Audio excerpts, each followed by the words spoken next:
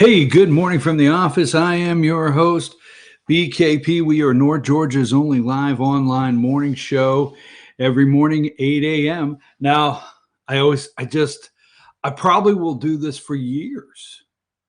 I love the flag.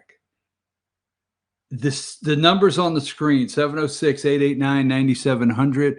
Chief at News. If you want one of these flags. Now, there's hooks on the back where you could hang this on the wall, but I want it right here so it doesn't get covered up when we put pictures of stuff all the time.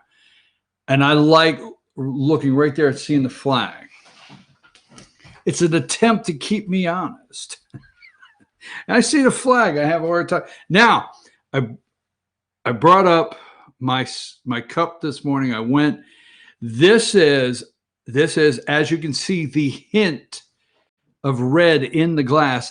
I make an awesome, fresh strawberry lemonade. Yeah, I got the big glass jar with the valve on it. I got a valve so I can get my strawberry. I get fresh strawberries. I get fresh lemonade. And I make a mean strawberry lemonade that I love, okay? But I decided to put it in my celebrate 75 years of growing for you Messrs. Orchard glass this morning, because we're going to talk about them a little bit in Fannin County, Georgia. Now, if you're in our national audience, you know, our one viewer in Michigan, maybe, or two, or one out in Idaho, we don't know. Wow, that rhymed. I'm a poet and don't even know it. And it's only Wednesday. What will this week bring? Anyhow, so you're going to want to stay with us because I am going to highlight a small city in America named Blue Ridge, Georgia. All right. Small town, USA.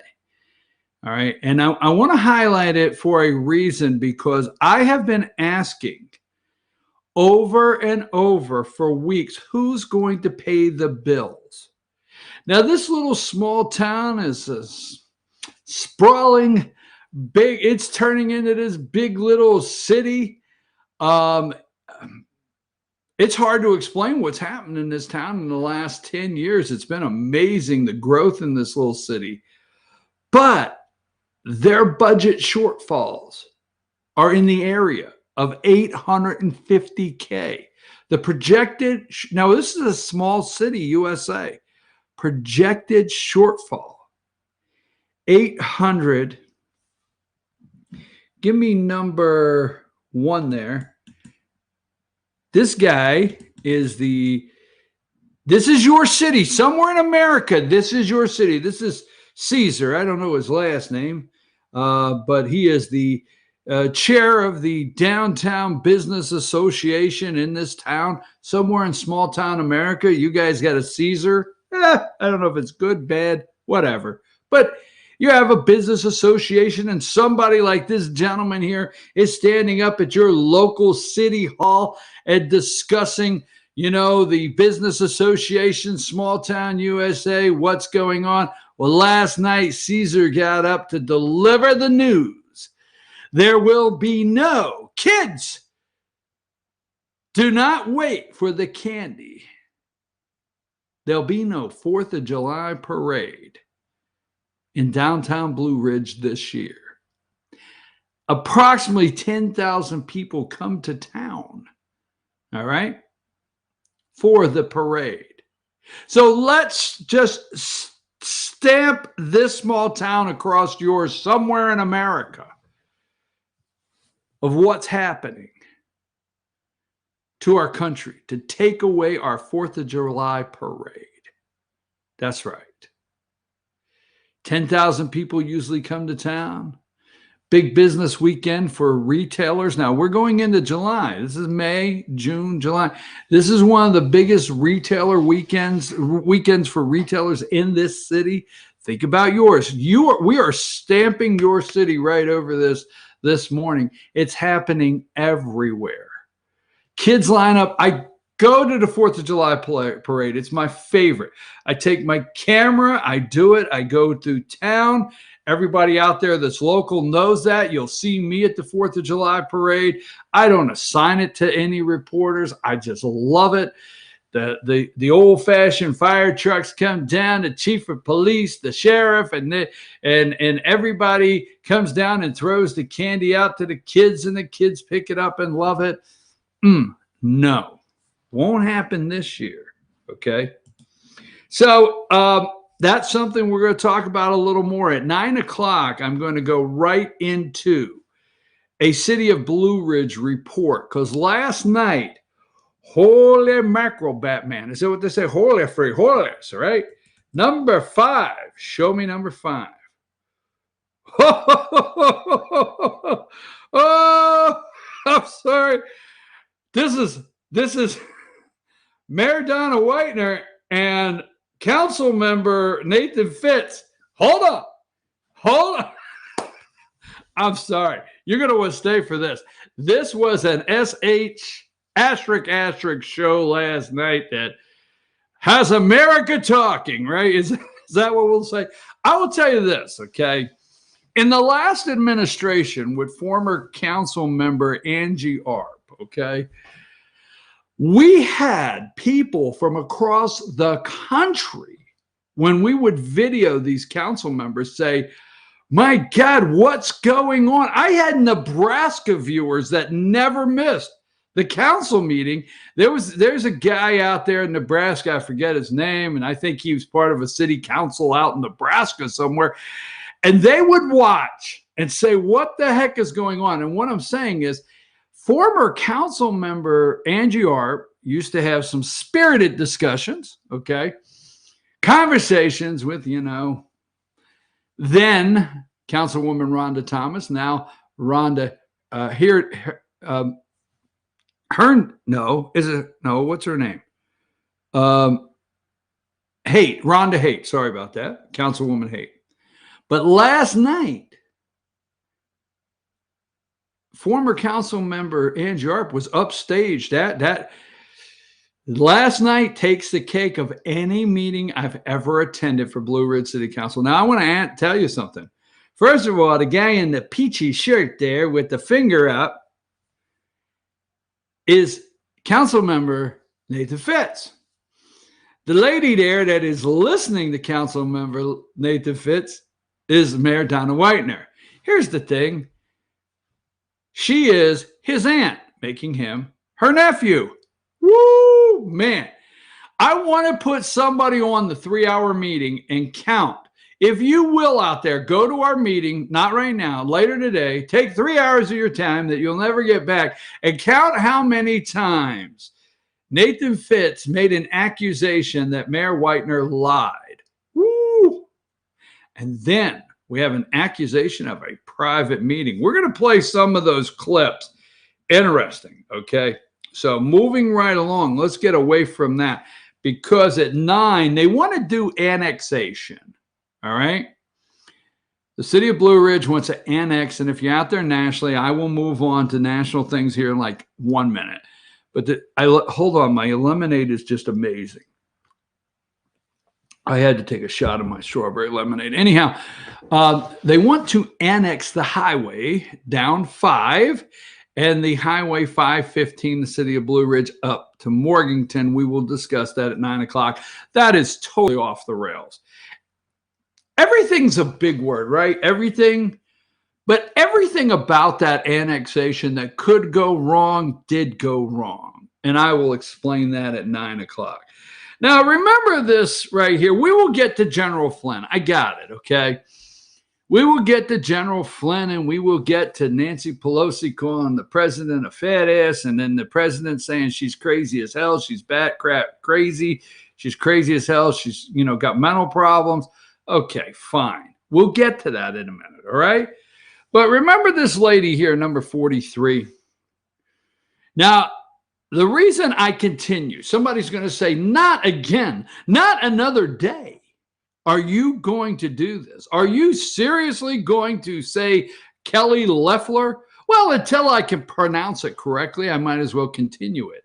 or at least get her husband's name. Now, this is the day, and this would be the lovely, rich, wealthy Kelly. I don't care how much damn money she's got. I like the good old-fashioned, make it the hard way. She didn't quite do that, but anyhow. Remember when she was appointed senator? Now, there is Brian P. Kemp, the governor of Georgia, looking on with a gaze that I like to say is, boy, I hope this pays off. No pun intended, right? I hope the check is in the mail. Just saying. I hope this wasn't a mistake. So he's looking on saying, here's the golden goose I've been looking for. Well, goose is a goose male. Maybe she's not a goose. Goose, gander, moving right along. Anyhow, seriously, all jokes. We'll talk about this a little later. From the day she was appointed, folks, from the day she was appointed, that day, she can't move the needle. She has the same support from that day right there to now. On that day she was appointed, nobody knew who she was. No negatives. No, wait a minute. I was a negative on her because I didn't know her. Okay. But the day she was appointed, no negatives, right? Day she was appointed, there was nothing really to look at. Start looking at who she is, whatever. Now she gets appointed. She gets sworn in. She makes a statement. What is it that she's going to bank $25 million right over here? And put $25 million right here in this account to be used to get me elected, not reelected. She was appointed. Get me elected in the fall, in November, right? So she's put up millions. She's been appointed. She got sworn in. The ad started running. Coronavirus happened. Whatever. Give me number 40, okay?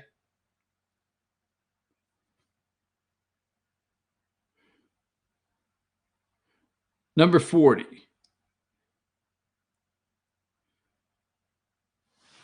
Do you not have it? Did I not send it? There it is. Okay. Look at that.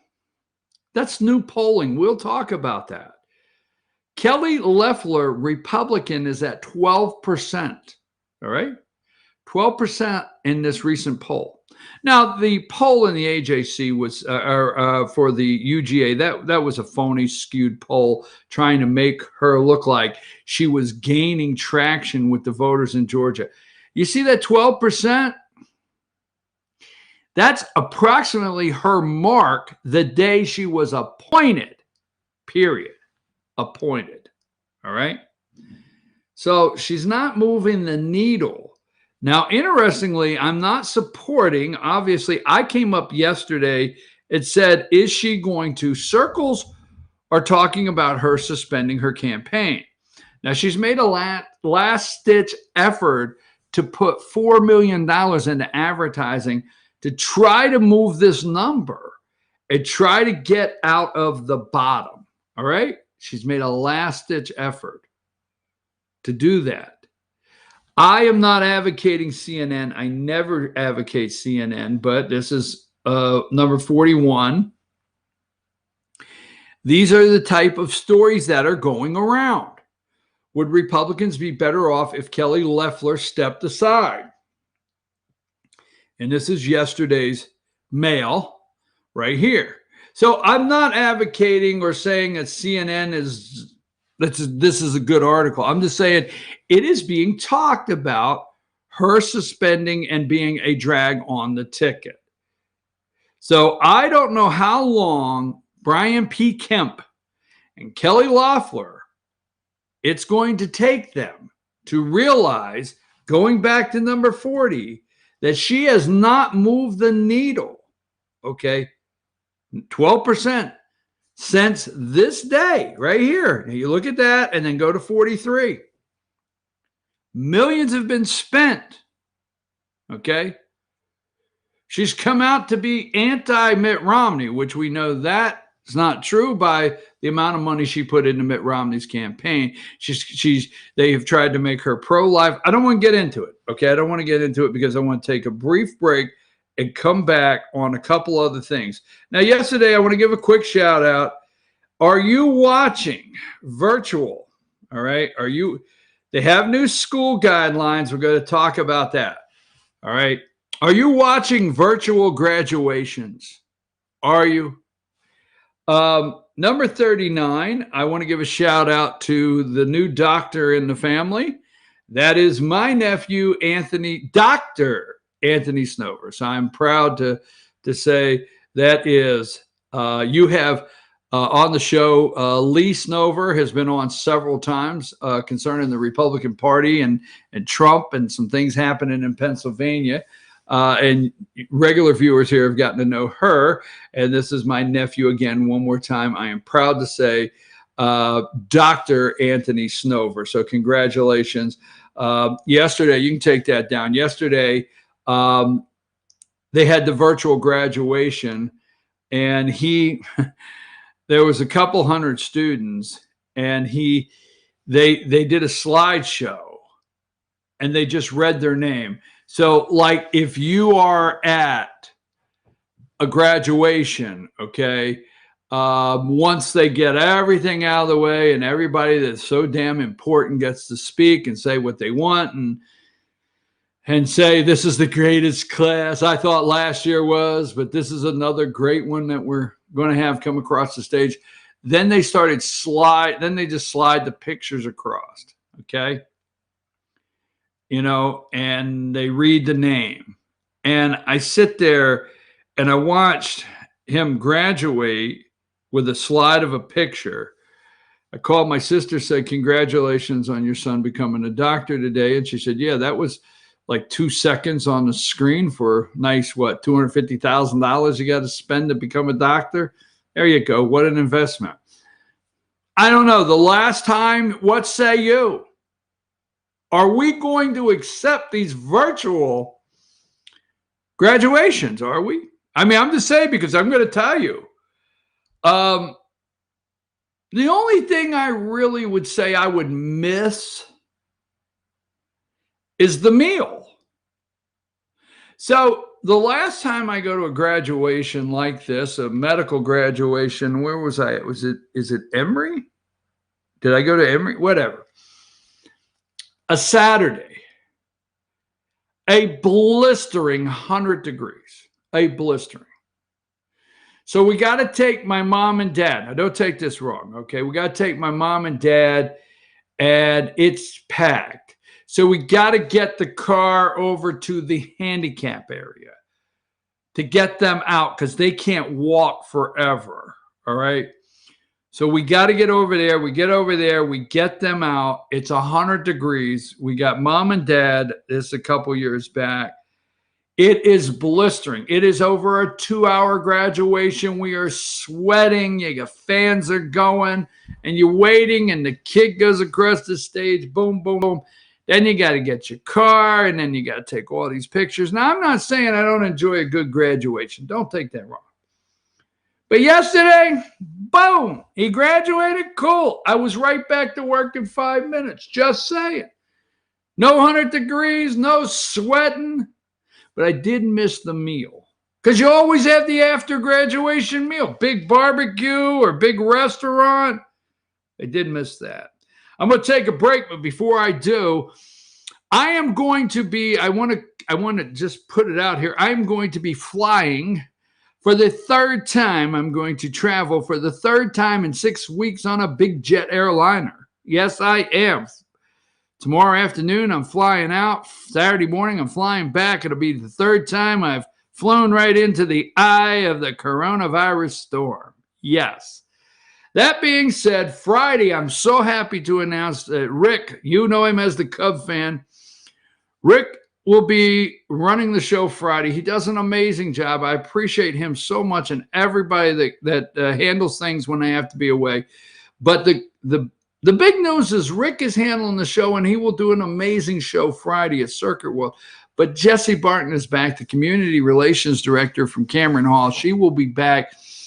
They have not, I want to say, allowing anybody in Cameron Hall, the senior living center there in LJ, out to do things like our show for safety, but they are now cleared. They are now cleared. So Rick and Jesse are going to get into that discussion Friday on what they have done through not this is not a nursing home, but senior living centers to get it to where now it's cleared and where things stand. Maybe you might be able to visit your loved ones soon. I'm your host, BKP. We'll be right back to discuss. Oh, we'll talk about General Flynn for a minute. We might talk again about Kelly Loeffler. We might talk about flying. We might talk about the CDC releasing rules for schools. Holy mackerel. We'll be right back.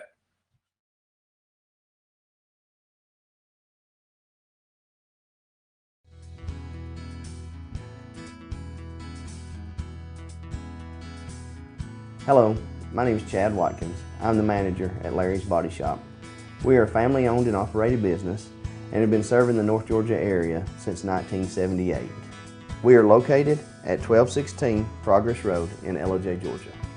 Our shop specializes in collision repair and we work with all major insurance companies.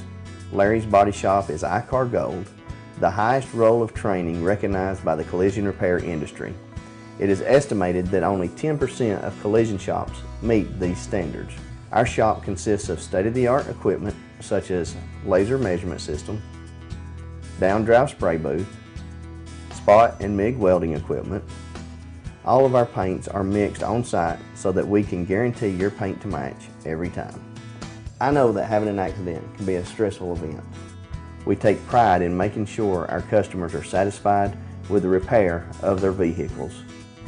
Our waiting area is clean and comfortable with free Wi-Fi and refreshing beverages. So if you're in an accident, stop by and see us at Larry's Body Shop. Circuit World has 9-piece living room packages at incredible prices. Get this stylish sofa and love seat, 3 tables, 2 lamps, 43-inch 4K TV, and stand, all for only $1699.99 or $129.99 a month. Or get this 9-piece living room and reclining sofa and reclining love seat, now only $1999.99 or $149.99 a month. These packages are amazing. Stop in today at one of our 5 locations and get the furniture you've always wanted at Circuit World.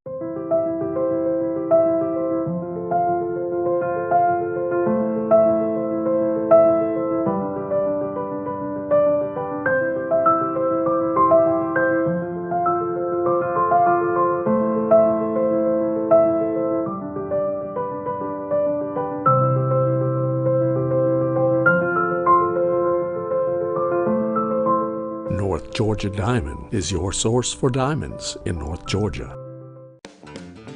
Ace is your healthful place for paint and home goods, tools, outdoor living, and lawn equipment.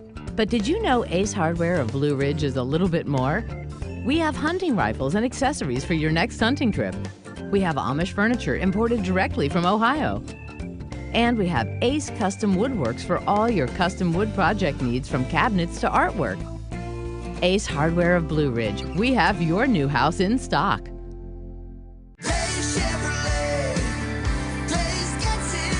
As Georgia opens back up, it's time to come back to Days Chevrolet in Jasper. With huge savings on the North Georgia Mountain's biggest selection of pre-owned vehicles. All makes, all models, all with low miles and a super low price. Or buy new and get 0% financing for 84 months on every single Silverado 1500 or Equinox at Days Chevrolet in Jasper. Days Chevrolet. Days gets it done. Find new roads.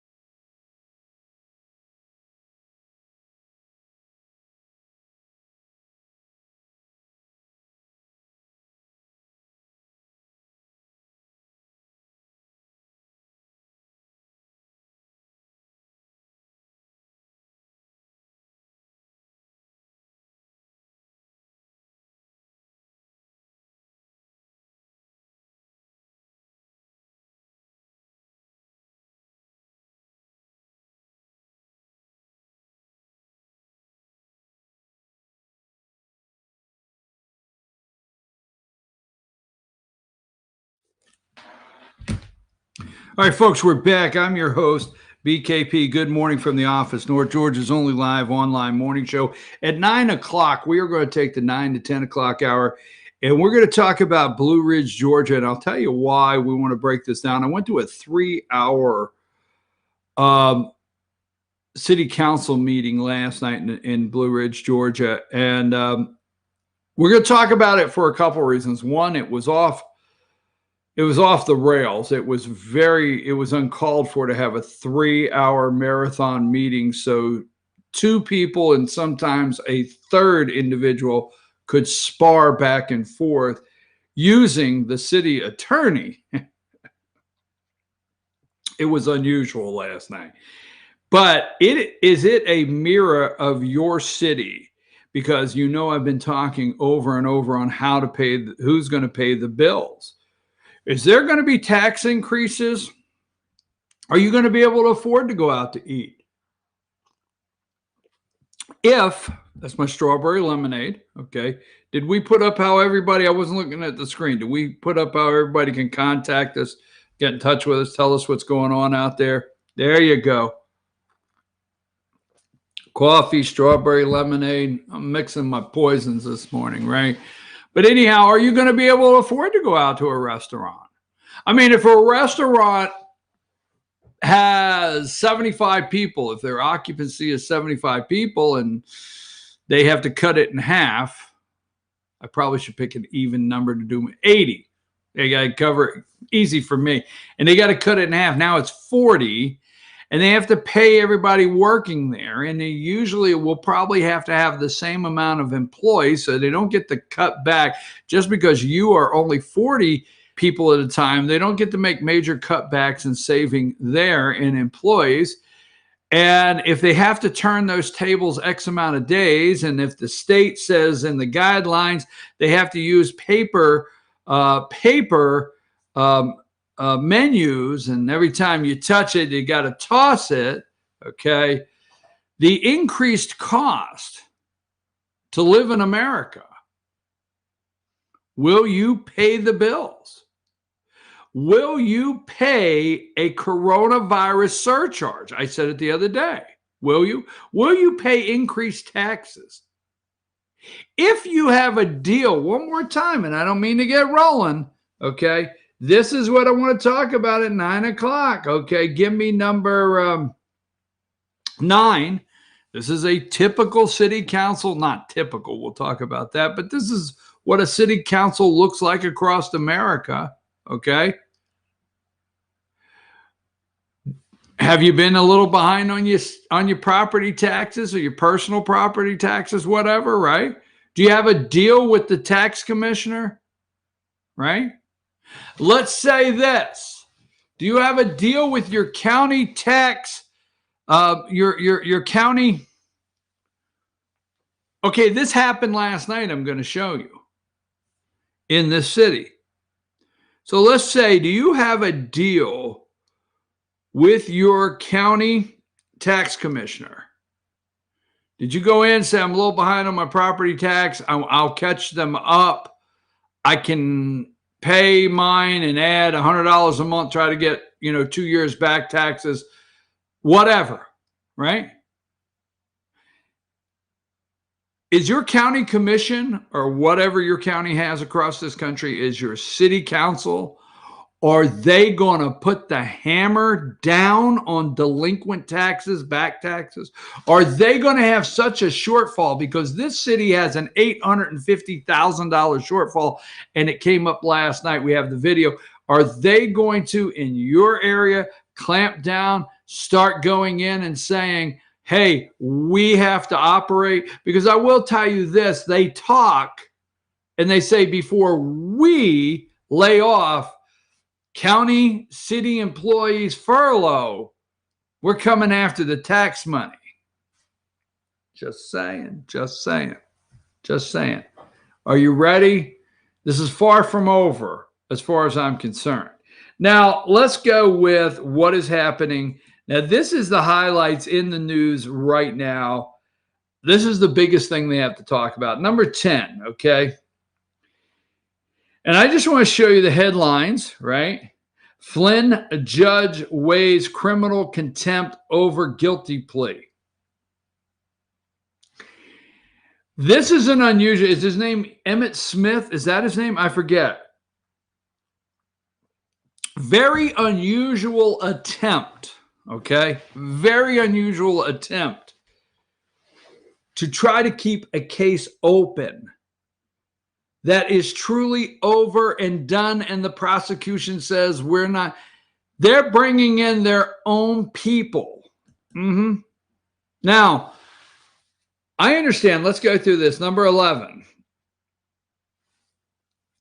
USA Today, Michael Flynn asked appeals court to intervene in his case and assign him to a different judge. Number 12. All right. Asked federal appeals court to grant Department of Justice motion to withdraw the charges. I'm going to use very unusual. Some of you out there are going to say, you're going to go into great detail, and you know the details on this. Okay? We know. I tell you what, Richard Grinnell is turning out to be a national hero. All right?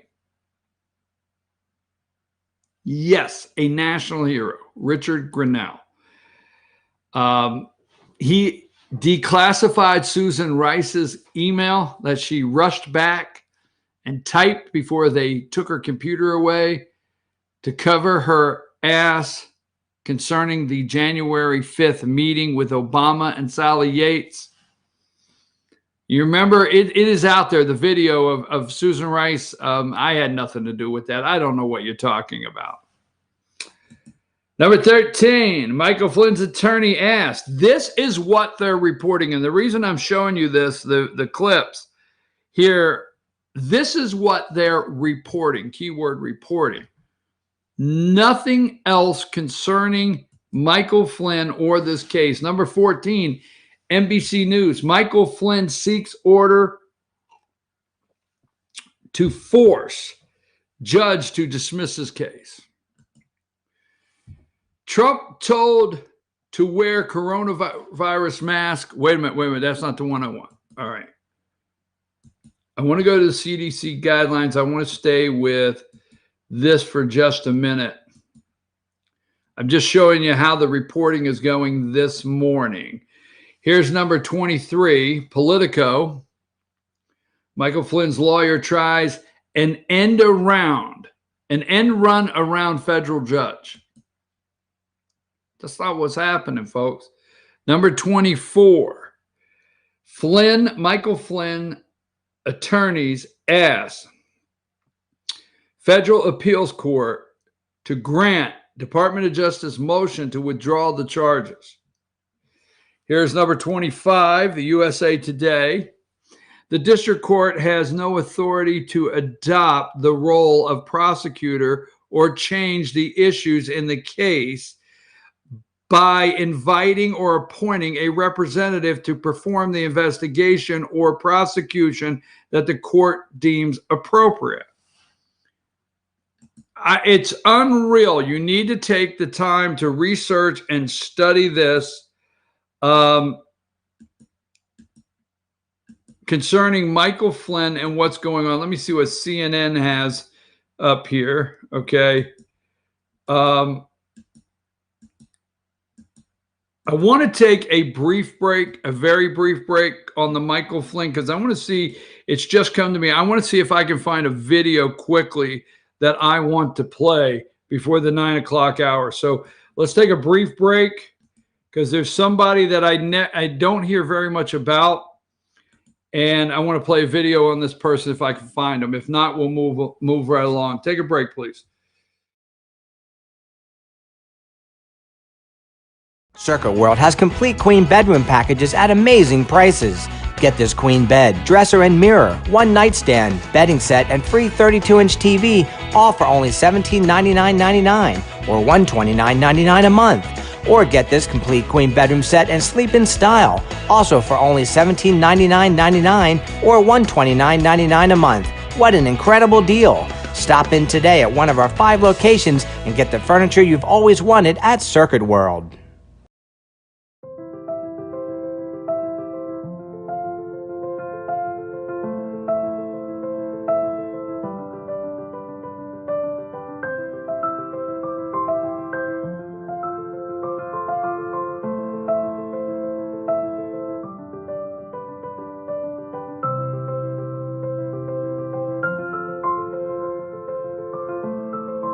North Georgia Diamond is your source for diamonds in North Georgia.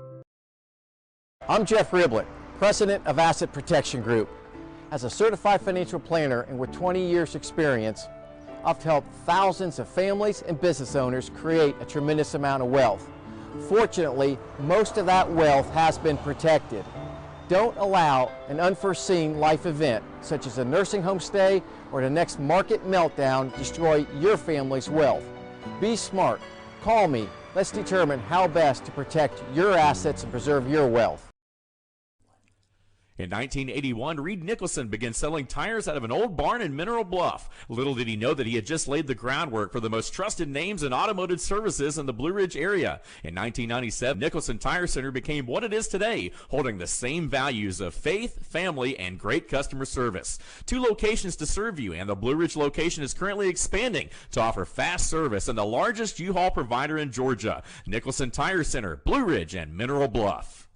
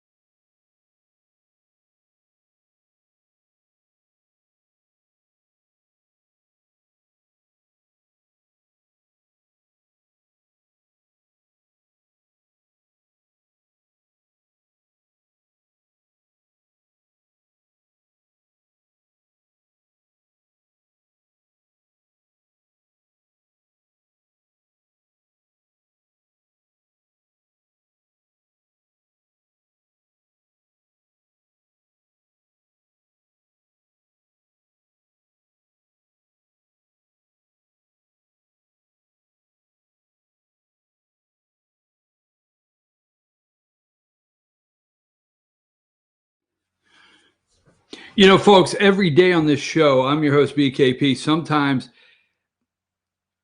you know, I slip up and I keep telling myself I want to play this, and today I'm just doing it, just finally remembered. And there's someone in the general, I remember the day watching this, and I want to watch the report on this. This report is from May 9th, 2017, okay? And this is a Fox News report, so we're going to play it for just a minute or two. And think about the date here, May 9th, 2017. Let's go ahead and play that video. Let's get started with the day's top story. Leaks and unmasking in the spotlight during yet another key Senate hearing today. This time, NSA Director Mike Rogers was on the hot seat, facing off with senators over illegal leaks and their role in the controversy around former National Security Advisor Michael Flynn. Somebody took that information that we gained through collection with Flynn and gave it to the Washington Post. Somehow it got to the media, that's clearly. That is a crime. And that's a leak, and that is illegal, yes, sir. Okay. Are you concerned about people taking the law in their own hands, no matter how noble they think the event may be? Oh, yes, sir, which is why I've gone to my workforce in writing and said, let's make sure we understand what the professional ethos of our organization is. We do not, if I could finish, sir, we do not engage in this behavior. And if I catch you engaging in this behavior, I will hold you criminally liable. Admiral Rogers also faced tough questions over surveillance and the reported unmasking of Trump campaign members by the Obama administration officials. Is there a record of every request made? Yes. So there's a record of who made the request to unmask the conversation involving the American citizen? Yes, sir. There's a record of whether or not you granted it? Yes, sir. Is there a record of what the person did with the information once they got it? No. Do you know if Susan Rice ever asked for an American citizen to be unmasked? I'd have to pull the data, sir. I apologize. Okay, Peter, I'm going to start with you. We saw Senator Graham there, 2017. Now, what I would like for you to do, as I tell you all the time, you guys go study this. This is just a 2-hour show. Go watch Mike Rogers. Listen to what he says that day, okay? NSA director. I said, I wish I had, I wish the staff here, they're great staff, but I wish I was deep enough to where I could scour back to this date and find the show we did here. And I said, mark this down, what Rogers has said today. It's a crime, okay? That was May of 2017. It got to the media. It's a crime. There's records. Devin Nunes, but Mike Rogers, I keep forgetting. Take the time, go back, listen to that testimony. If you're trying to figure out, piece everything together, or if you're trying to tell your friend, send that testimony there, because if you're trying to share with your friends that Obama knew about this, it's very easy to go back and put it together. In fact, I'm going to attempt to. I don't have a lot of time to do that. Now, one other thing I want to talk about, schools. So we're getting ready to open schools, and this is the discussion. And let me get with you on this, okay? The CDC has released, and we'll start with CNN here, number 31, all right? I told you this before. Schools and day camps, CDC guidelines, desks at least 6 feet apart, facing same direction. Lunch in the classrooms, staggering arrival times, okay? Cloth mask for staff, daily temperature screenings for everyone. So here's what's about to happen. I said this jokingly to somebody yesterday. I was in a public place and I looked at the individual I was talking to and I said, I don't know exactly where to stand. Nobody has yet to paint the big circle with an X on it on the floor for me. And that's not a joke. And I don't know which door to go out because I don't see the arrow and the pattern, the traffic pattern that's being created for me. Now, I'm not going to take any of the time to say that's right or wrong and get into that kind of discussion. And I know conspiracy theory, but mind control of our next generation, okay? I made it to X age and was never told I couldn't run down or go down or ride down a certain aisle in a grocery store a certain direction. I was never told to stand on an X. It's just interesting what we will be training our children as they're coming up. This is the school's guidelines. Who is going to pay this? Now, there are going to be companies emerge, and they're probably emerging right now, that specialize. In fact, let me get my company launched right now. I specialize. Call me. My company specializes in coronavirus traffic pattern, return to school, security evaluation. I'll think of all kinds of big words. We're going to come in and we'll do the eval. We are certified. We're not really, folks, but we'll do the eval on your school or your daycare, okay? CDC releases 60 pages opening guidelines, all right? Now, hey, let me go to let me see this. I have one from MSNBC I want to do, and as soon as I get that, hold on there a minute. Number 19, CDC guidelines released at least offer low-key guide to reopening. All right. Number 18, the CDC cautioned that some institutions should stay closed for now and said reopening should be guided by coronavirus transmission rates. Okay. Number 17, it's advised that buses leave every other row empty. Now, folks, why am I bringing this up? Because your capital spending that you have, the money you have, if they tell you, you got to understand, splost, okay? We have I call it the drug, and don't get off the rails with, teachers, administrators. Splost is an amazing drug that these small governments, Board of Education, Board of Commissioners, cities, they love it. Special purpose, local option, sales tax, okay? They love that. That's how they keep building brick and mortar buildings that are unnecessary, building big bus garages with the finest equipment. You have built bus garages in this state of Georgia, let alone that there's not diesel shops of manufacturers. Some of them don't have diesel shops as nice as some of the bus garages. I know, I get it. But the point is, buses, what is a bus? School bus, 150 grand? I don't know. 150? We'll call it 150, right? Let's say you've got 40 buses in the system. 25 daily buses go out in your county. Okay. Now you take every other row out, okay?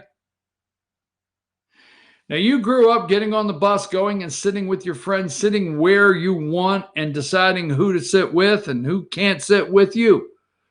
But we're going to mark out, we're going to take out every other row of seats on buses.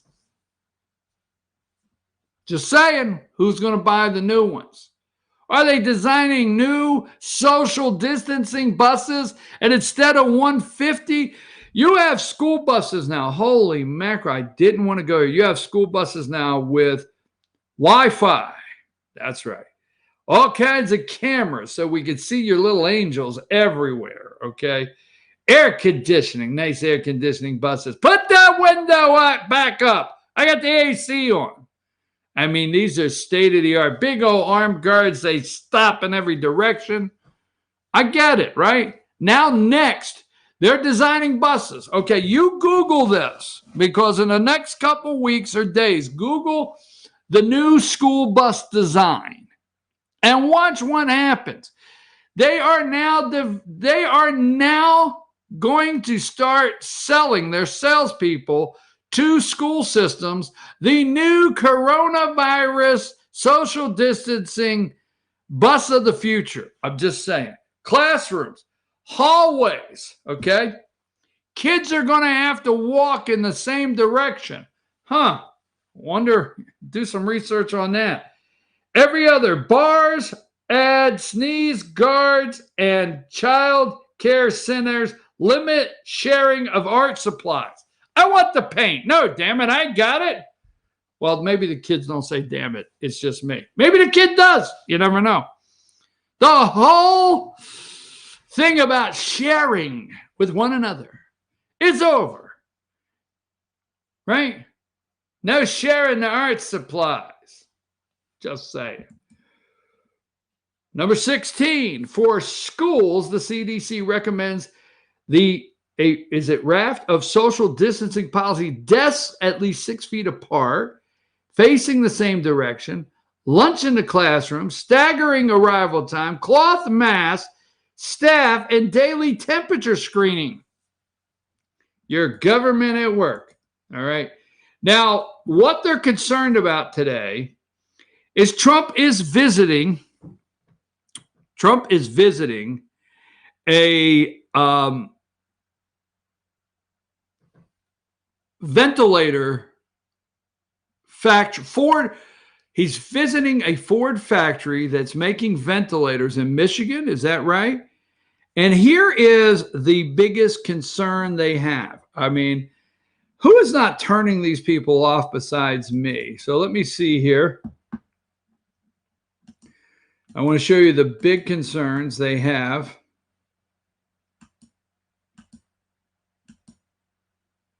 Hold on. Number 30. Okay. Number 30, will Trump wear a mask at the Ford plant where they're required? We're watching the mask gate happen, okay? So I'm going to just highlight this. Let me see. I have another one here. Hold on. Will he wear the mask? Number 15. Trump told to wear coronavirus mask for Ford ventilator factory visit, but he says we'll see. This is what's important to these people. And you wonder, let me see if I have one more on the mask, because that's two of them there. Let me show you the other one. Now, this is what they're trying to create. I want to get this here. Number 29. Okay, they're not giving up on this. Federal judge rules Texans afraid of COVID can vote by mail. Okay. Number 28, official balloting closed by mail. All right. Then we have number 27, Trump escalates Pelosi feud. All right. Now, here's what I want to show you this morning, because here's what it's all set up, folks. So you have number 34, you have Joe and Minka and Little Willie. Trump calls reporter a rude person when asked about comprehensive plan to return Americans to work. Okay? Now, here's what the question is, all right? Number 35, reporter. You're overseeing historic economic despair. What's the delay? What's the delay? What's the plan? Okay. Number 36. Mr. President, why haven't you announced a plan to get 36 million unemployed Americans back to work? Let's go back to 35. You're overseeing a historic economic despair. What's the delay? What's the plan? That's the question. He says, you're a very rude person. Here's the plan for 36 million Americans. You are part of a media that helped collapse this country, orchestrated economic collapse. You're part of it. You're part of the media that does not want people to go back to work. You actually work for the media that is begging and saying everything we're doing to open the economy is wrong. All right. But here's the thing. That is a setup for Joe Biden.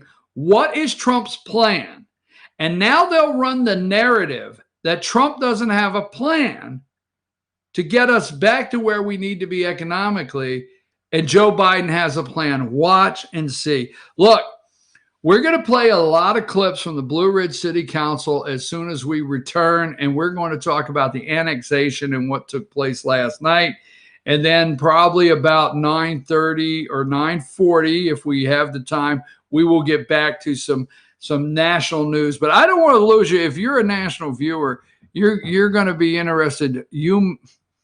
I hate to say enjoy, but you probably don't want to miss some of these clips we're going to play. Take us to break.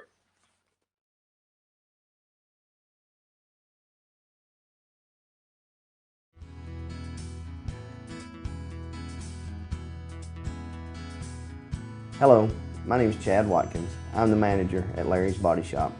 We are a family-owned and operated business and have been serving the North Georgia area since 1978. We are located at 1216 Progress Road in LOJ, Georgia. Our shop specializes in collision repair and we work with all major insurance companies.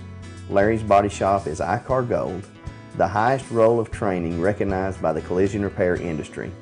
It is estimated that only 10% of collision shops meet these standards. Our shop consists of state-of-the-art equipment such as laser measurement system, down-drive spray booth, spot and MIG welding equipment.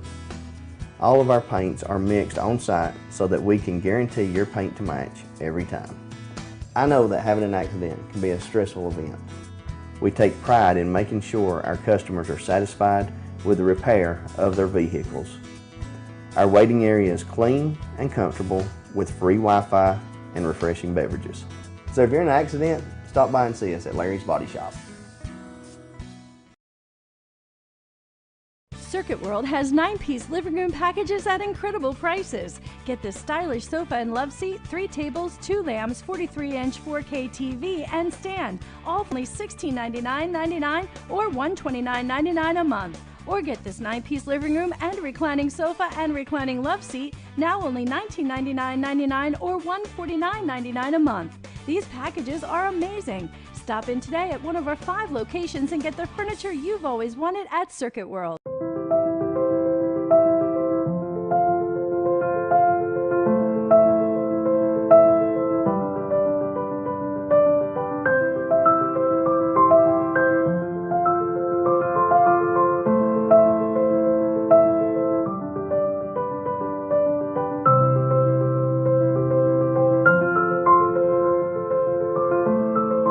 North Georgia Diamond is your source for diamonds in North Georgia. Ace is your healthful place for paint and home goods, tools, outdoor living, and lawn equipment. But did you know Ace Hardware of Blue Ridge is a little bit more? We have hunting rifles and accessories for your next hunting trip.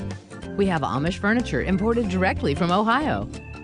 And we have Ace Custom Woodworks for all your custom wood project needs, from cabinets to artwork. Ace Hardware of Blue Ridge, we have your new house in stock.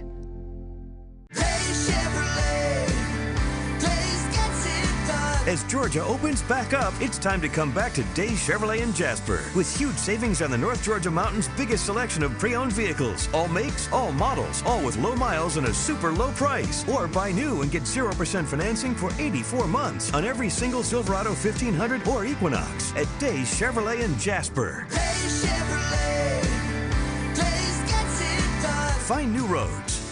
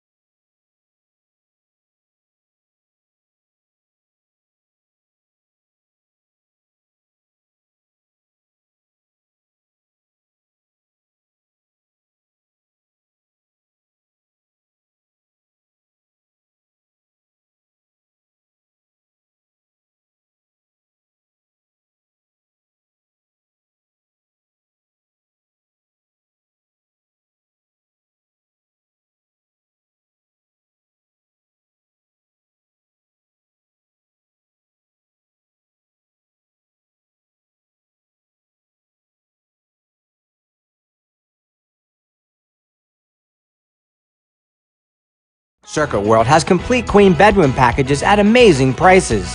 Get this queen bed, dresser and mirror, 1 nightstand, bedding set, and free 32-inch TV, all for only $1799.99 or $129.99 a month. Or get this complete queen bedroom set and sleep in style, also for only $1799.99 or $129.99 a month. What an incredible deal! Stop in today at one of our 5 locations and get the furniture you've always wanted at Circuit World.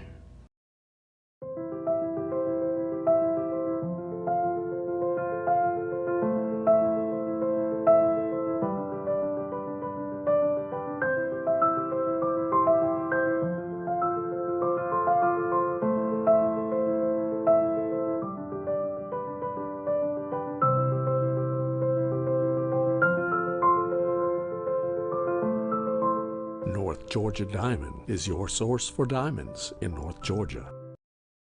I'm Jeff Riblett, President of Asset Protection Group.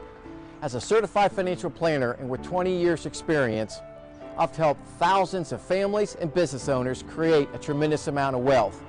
Fortunately, most of that wealth has been protected. Don't allow an unforeseen life event, such as a nursing home stay or the next market meltdown, destroy your family's wealth. Be smart. Call me. Let's determine how best to protect your assets and preserve your wealth. In 1981, Reed Nicholson began selling tires out of an old barn in Mineral Bluff. Little did he know that he had just laid the groundwork for the most trusted names in automotive services in the Blue Ridge area. In 1997, Nicholson Tire Center became what it is today, holding the same values of faith, family, and great customer service. 2 locations to serve you, and the Blue Ridge location is currently expanding to offer fast service and the largest U-Haul provider in Georgia. Nicholson Tire Center, Blue Ridge, and Mineral Bluff.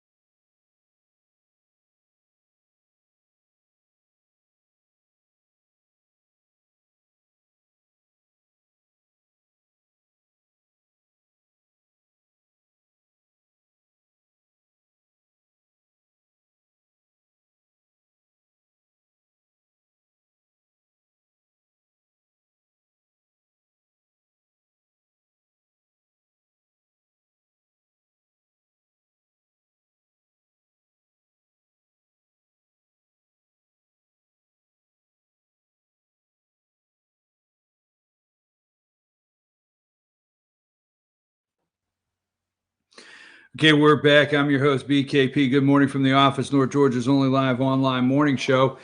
Last night, and I'm going to play the financial report in its entirety, okay, in a minute, because I think no matter where you're at in America, the financial report of the city of Blue Ridge that was presented last night is probably accurate, okay, with small town counties, cities, different municipalities, Board of Education.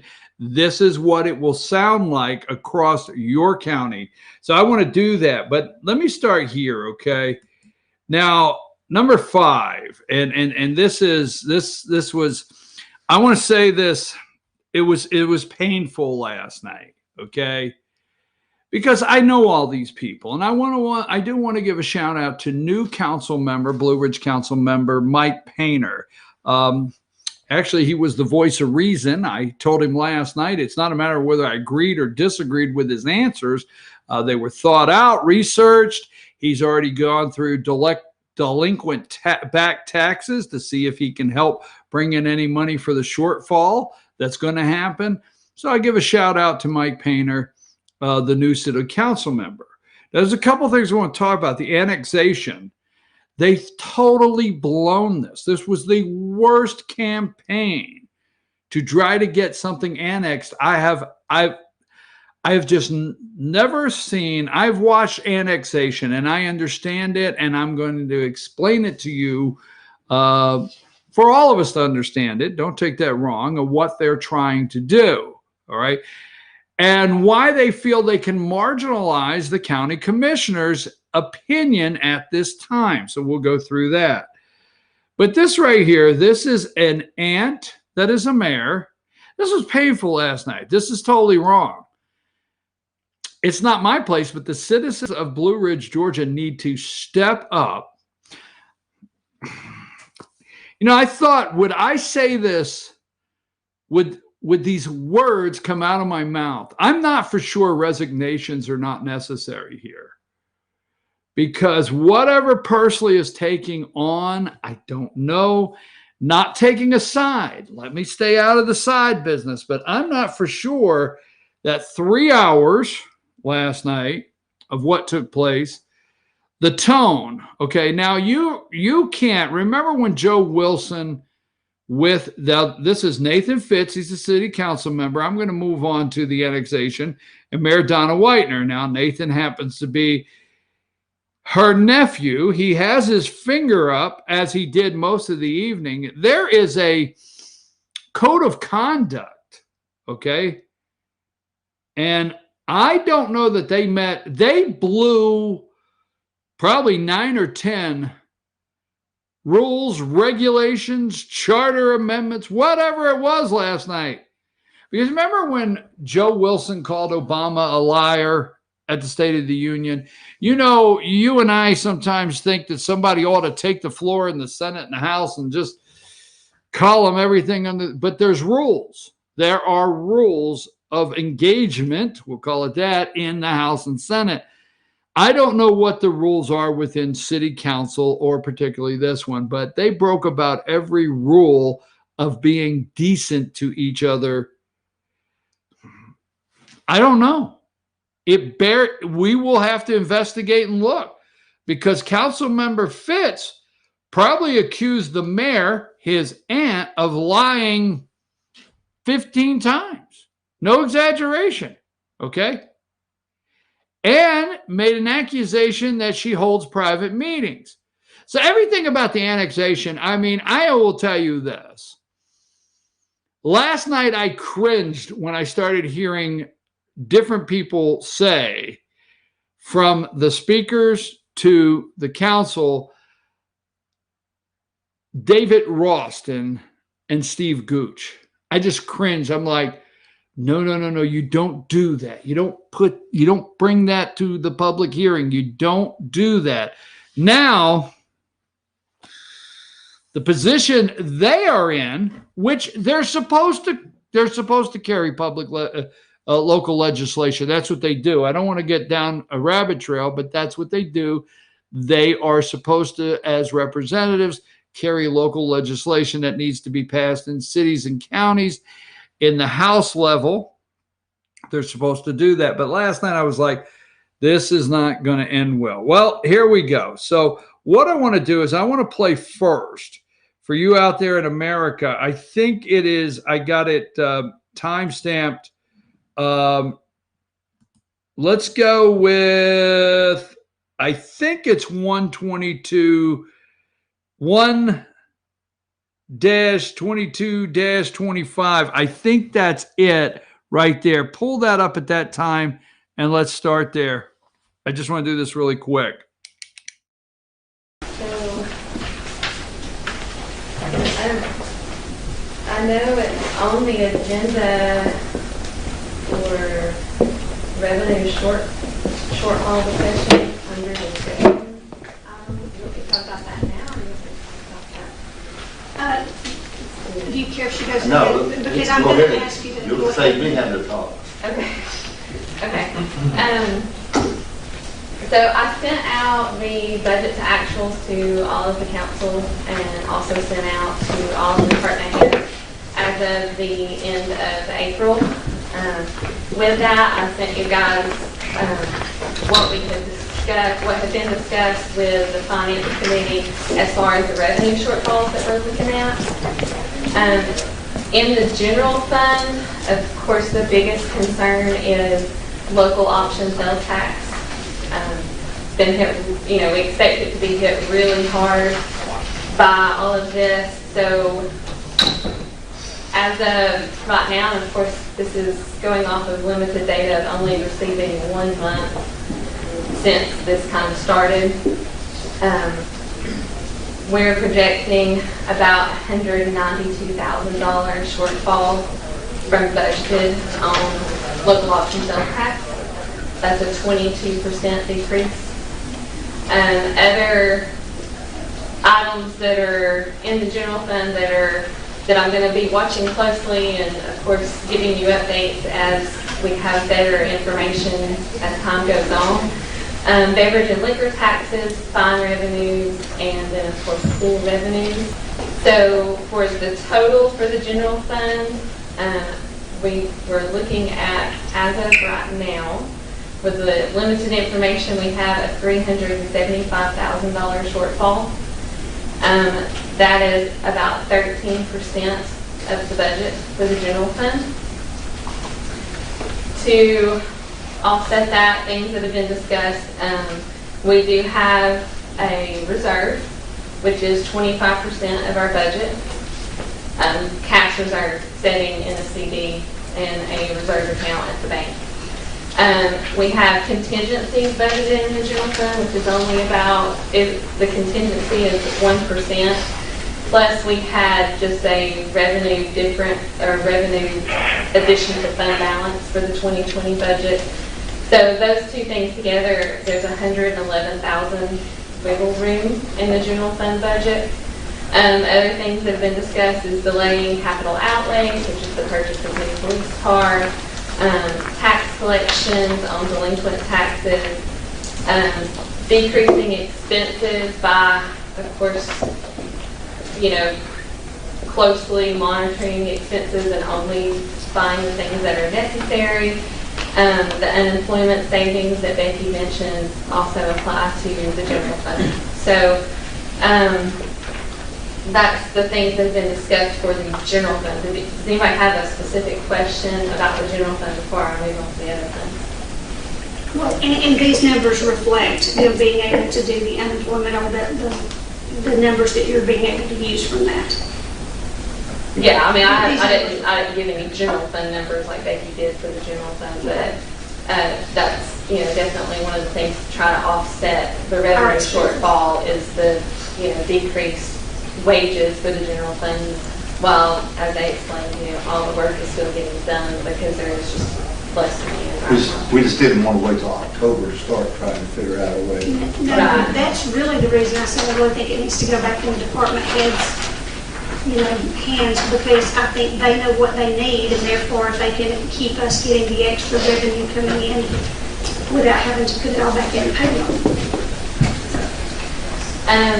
Hotel motel, just projection right now of 21% decrease, which is about $37,000 for revenue.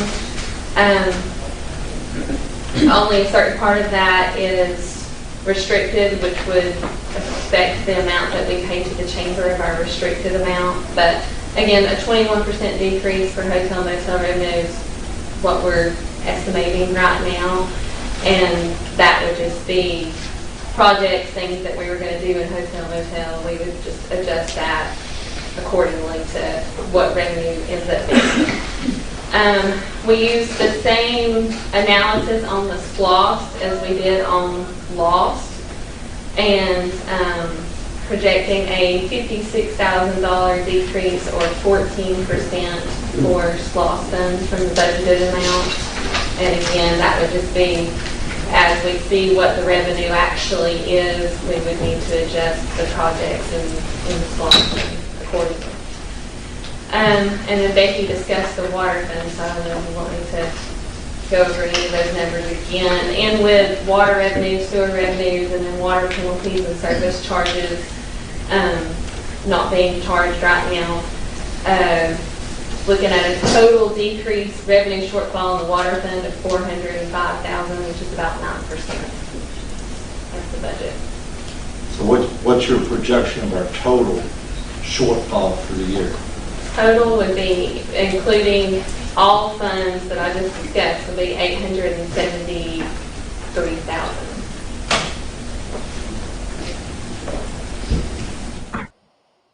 Okay, folks, I wanted to play that in its entirety for a simple reason. That is your financial report last night. So no matter where you're at in America, that is a paralleled financial report that has to be looked at. Okay? Here, I'm just going to go over a couple because the city of Blue Ridge, Georgia, is a parallel all across this country. It is a mirrored image of what will happen in small town America. All right.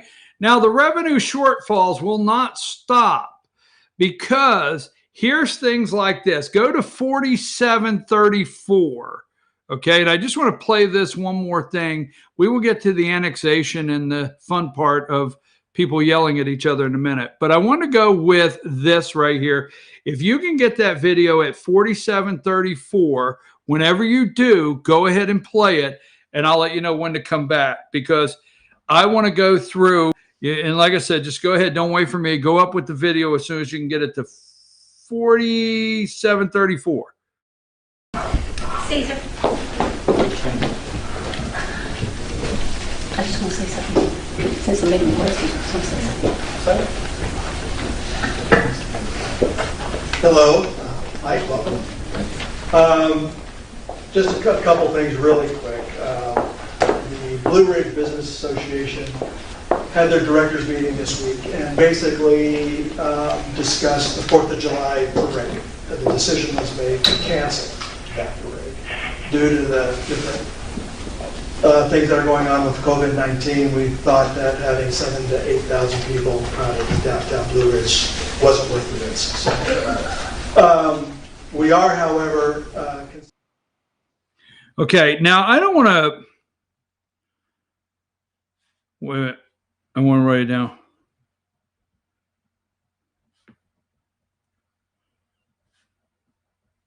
Now, I don't want to take Caesar's words to task, and I don't want to imply he meant anything at all. I really don't, and that's not where I'm at. But I'm just listening. Okay, so we've talked about the financial report in Blue Ridge, Georgia. Okay, and then Caesar. It's all across America. You have downtown business associations getting together, okay, and making decisions. They didn't feel the 4th of July parade is canceled, okay? Canceled. COVID-19, they didn't think bringing 6,000 to 8,000 people to Blue Ridge was worth the risk. Now, again, I'm not trying to paint a direction of his intent of what he said, but he did say, the business association said, it's not worth the risk. 4th of July parade, COVID-19. What has happened to us, folks? Okay, many of you are going to have to be out there and say, hey, all right, restaurants, 4th of July.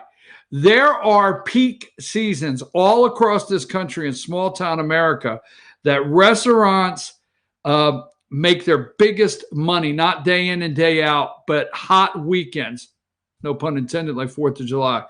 Retail stores, you just heard, and the reason I wanted to play that, 4th of July, canceled.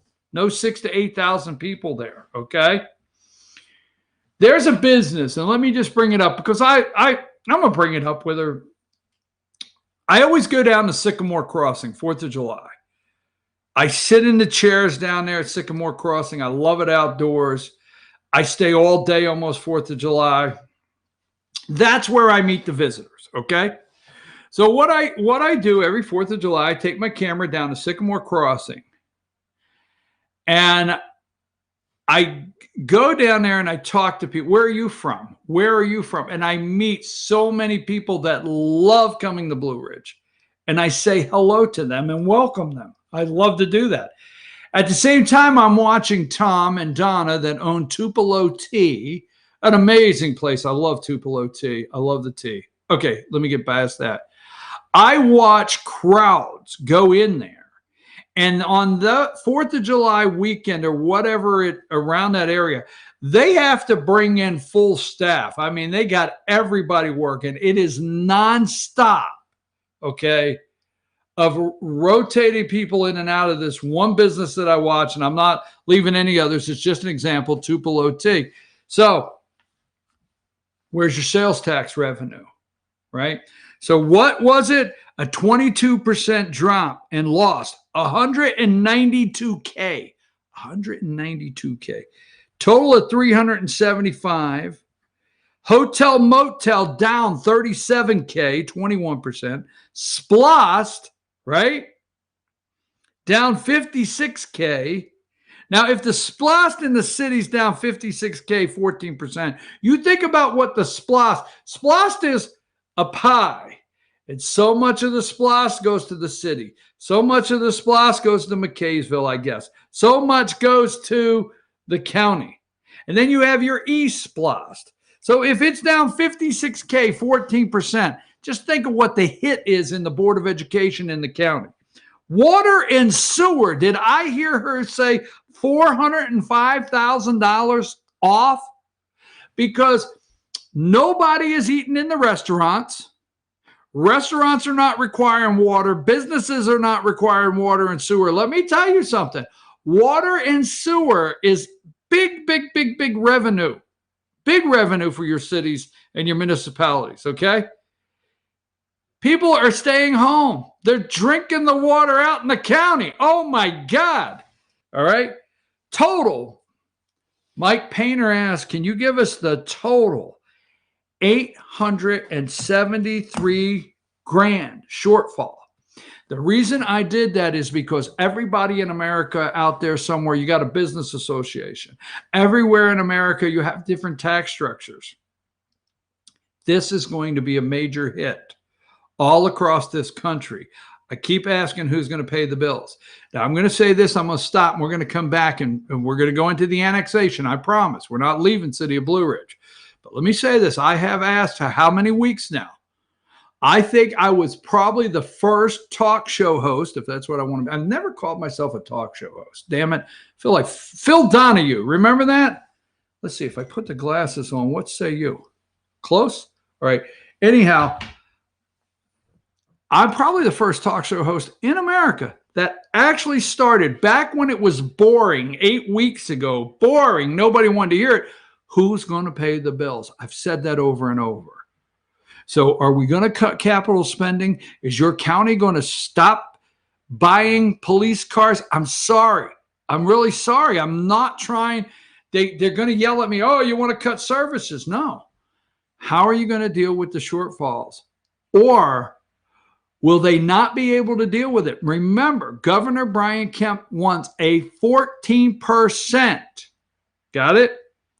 14% mandatory, no exceptions to the budget. Schools, everything. A week and a half ago, I think it was sometime early last week, last Tuesday before last, Speaker David Ralston, right here on this show, said in an interview, he hopes 14% will be enough. Absolutely. So will cities and counties that have been enjoying the tax drug money, I call it that, don't take, not drug money, but the tax drug money that feels so good to them, will they be able to stop spending and tighten down and get us through it? Or are they looking at how to raise your taxes? Interesting. I'm going to take a break. We're coming back with the city council. I promise, I promise, I promise. Annexation right after this. My opinion or what happened last night at annexation.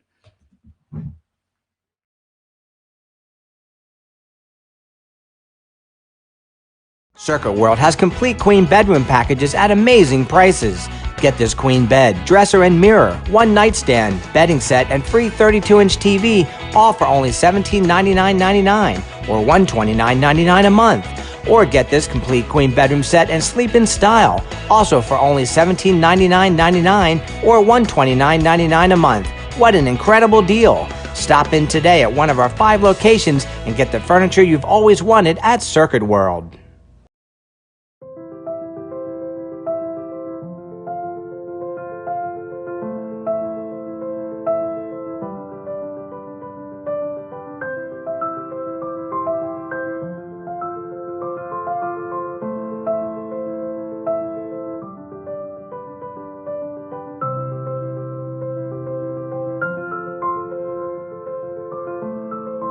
North Georgia Diamond is your source for diamonds in North Georgia.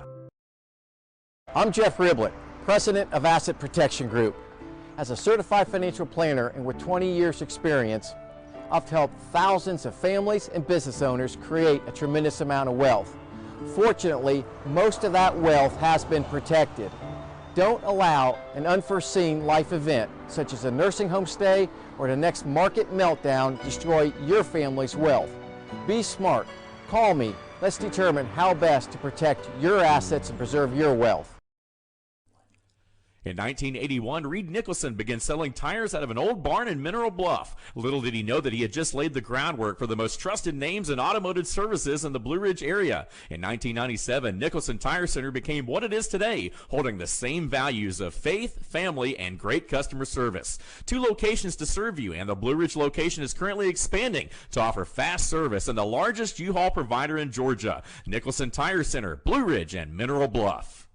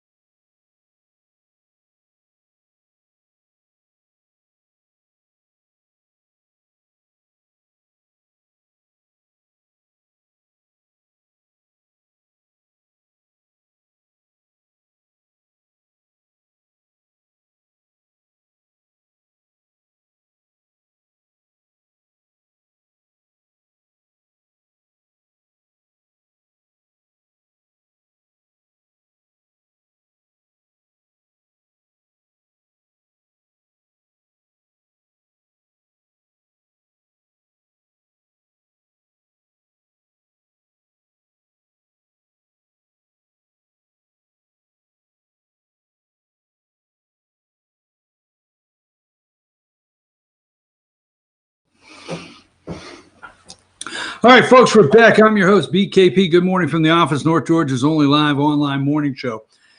Let's talk about the city of Blue Ridge and annexation. Okay, let me give you the thumbnail sketch. First of all, everything that could go wrong did go wrong. And I just got to say it that way. I mean, I really did. I sit there for 3 hours last night. I struggled with how to actually do this story. I like all the people. I do. I like all the people. I don't dislike any of the people. I'm saddened by the direction the city is going in. I mean, the downtown development, they don't have the infrastructure to handle what they're building downtown. So everything is on the video. So first of all, regardless of what I say, I say it nicely, don't argue with me. Just go to the video, okay? If you say I am misrepresenting something because I'm doing it from memory and that's not, just go to the damn video and watch the thing for yourself, okay? So last night, let me start with this, okay? Here is number 8, Rick Skelton, okay? Rick is the current owner of, is it called Anola? All right, is that it? I-N-O-L-A, Anola, Blue Ridge. Very, very nice property down Highway 5 on the right-hand side. They had ice skating this past winter. It was amazing. The traffic lit, the lights, the Christmas lights in there. Absolutely beautiful, okay? Just leave it at that. I can't say enough. Beautiful place on the right-hand side. Now, you're in Fannin County, folks. Rumors, phone calls, circles of people talking to circles of people, no social distancing, by the way. So there's been a lot of rumors about the annexation, okay? So first, the company to me, let me give you my personal plug, okay? Messrs. Orchards. Every single thing about them to me is beautiful in the sense of business. If you like business and you enjoy business and you want to look at a 75-year-old business that every time you pass, all you can picture is just a family of hardworking people sharing it with employees, because anything I've ever heard, they're good to their employees. And they may be the largest employer now in Fannin County. And every time you pass there, I mean, you could think, we just did a SPLOST. Now keep this in mind. We just did a SPLOST shortfall. And I've heard people say, well, we went and we put a turning lane in for them. Yeah, okay. So I don't know. Maybe they got a turning lane. They also bring in thousands of people from around the world to visit, shop there, and SPLOST revenue is through the roof in this county. Now, to continue the growth, and they are a good business, they need a sewer system. They are not very far out Highway 5, okay? Not very far. Messrs. Orchard needs a sewer system, okay? Period.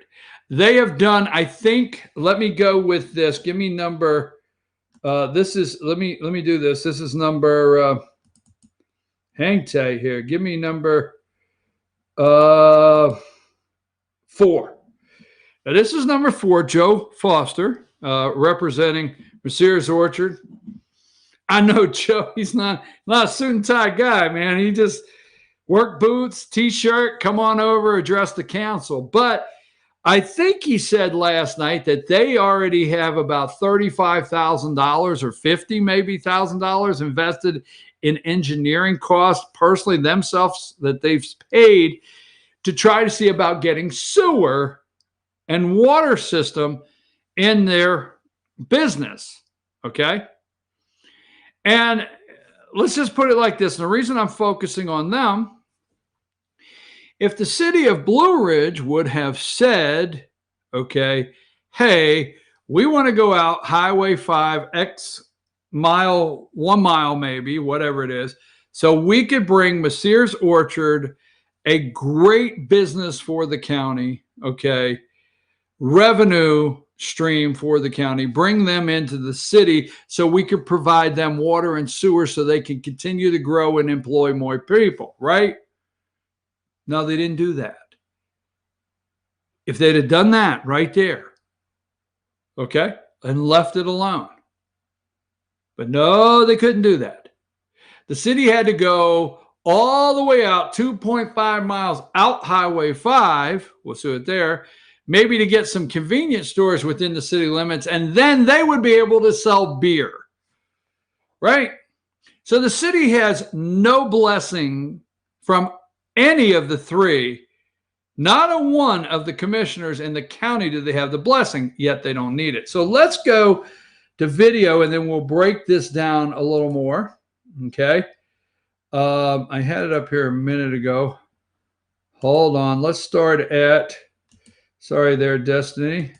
Destiny, let's start at 5:05 where Rick Skelton of Enola starts to make a presentation. Let's start there, and I'll tell you when to come back. 5:05.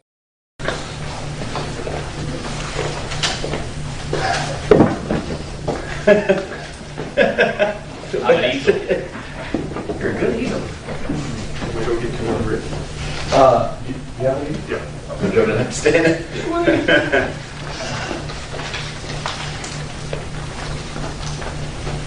I like the way he's doing it. Go ahead. You don't want to be center of attention? I appreciate everybody coming here tonight and giving us a chance to speak. I want to say that I've spoken to most of the council members and the mayor and staff and others about the annexation. As we all know, it was voted in and now it's being brought back up. One of the important things I want to talk about for Enola is you can see this is what's here now. For those of you that know where it is, it's 9265 Blue Ridge Drive. Thank you, Jack. Here's the old Merchant's Hope, Thomas Jones property. What I've proposed with my land planners, the same guys that did Rosemary, Seaside, and Alice Beach, is this plan with some modifications, of course. Now, this is a 20-year plan. And with this plan, let me do it two ways, just to be, because I know I've only got 2 minutes. That's hard for me. Is right now I can build 21 houses on sewer. I mean, on septic, not sewer. I can run my events. I can open one restaurant and one other retail business, and I'm done. There's no more development that can happen there on septic. On sewer, my master plan has, and this is over time and market dependent, is 144 homes and townhomes. There's 144. That's $79.3 million in gross revenue versus 12.6 with the other homes. So we've got that delta with or without sewer of revenue. I've got 50,000 square feet of retail once Highway 5 goes in. It's planned, and a 110-room hotel and a 20,000 square foot business center that'll serve also as another wedding facility and an amphitheater where we're going to have concerts and such like that. I've been meeting with the city of Jeff, and Kelsey, and Becky, and others, and been many meetings about the annexation and the sewer, along with the Merciers and Joe. It's important to us because, and I'll let Joe speak for himself, but as you can tell, we're stuck without it. And I understand that, and talking to council members and the mayor, they understand the necessity for it. And I think one of the problems, and I voiced this to Donna when we first went into it, is all these different things going together and being voted on. Because I was just under the original impression it was just for Merciers back. All right, now you can watch the full video, all right? He's going to go into discussing Rick Skelton, nice enough guy. I'm going to look at the camera, and I don't know who the hell handled your PR or any of these people, all right? I don't know who's doing your PR work. Don't take that wrong. You're really nice people, but it's been a long time since I have seen something as blown out of the water and mishandled as this. Because number one, it's rumor, okay? So I'm not substantiating it. You watch the video, they go back and forth. Rumor that has gone around, and I heard it several times myself, is that the mayor promised Rick Skelton free sewer, okay? That's addressed. That's not me. That's the rumor, right? Now, first of all, he is not being annexed in. He needs the highway annexed in. So what happens is Highway 5 is what they're talking about now, okay? Now, Highway 5 being annexed and 515 being annexed has to go through the Georgia House, the Legislative House of Georgia, whatever, I get tongue-tied here. Either the Senate, Senator Steve Gooch has to bring it to the floor for a vote, or House Speaker David Rawson has to bring it to the floor for a vote. It does not have to be approved by the county commissioners, okay? Doesn't have to be approved by the county commissioners. Now, stay with me, because they're just annexing the highway. So what they've done is they voted, the city did, a rush to judgment, as some would call it, all right? And they sent it down to Atlanta saying, hey, vote on this, the legislation. They have to advertise it.